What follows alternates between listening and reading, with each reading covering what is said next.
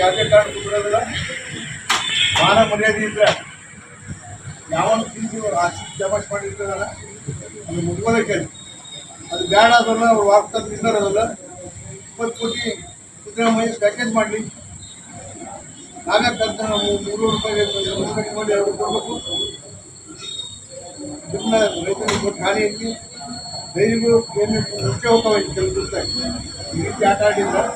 Kashi dairy ಬಿಟ್ಟು ತರಬೇಕು 2 ರೂಪಾಯಿ ಎಲ್ಲಿ ಸ್ವಾಭಾವಿಕ ಪರಿಸ್ಥಿತಿ ಇದ್ದಾಗ ಅದು ಹಾಲು ಉತ್ಪಾದಕರನ್ನ 10 ವರ್ಷದಿಂದ ಹೋರಾಟ ಮಾಡಿ ರೈತರಿಗೆ ತಪ್ಪಾಗ್ತದೆ.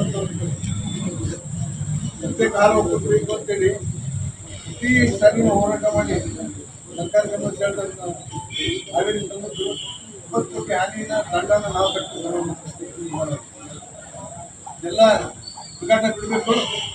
ನಿನ್ನೆ 100 ರೂಪಾಯಿ ಆದೇಶವನ್ನು ಕಳಿಸಿ ಸರ್ಕಾರ ಕೊಟ್ಟಿದ್ರೆ ಮುಕ್ತಿಯಿಂದ ಆ ಹೊಡೆದು ಹತ್ತಿರಗಳು ಬೇರೆ ಜಿಲ್ಲೆಯವರಿಗೆ ಹಾಲು ಒಪ್ಪಂದದಲ್ಲಿ ಏನು ಕೊಡ್ತಾರೆ ರೇಟು ಅದೇ ದರವನ್ನು ನಮಗೆ ಕೊಡಬೇಕು. ಒಂದು ಇಲ್ಲ ಅಂತ ಹೇಳಿದರೆ ಜಿಲ್ಲೆಯ ಶಾಸಕರು ಮಂತ್ರಿಗಳು ನಮ್ಮ ಮುಖ್ಯಮಂತ್ರಿಯನ್ನು ಎದುರಿಸಬೇಕಾಗ್ತದೆ.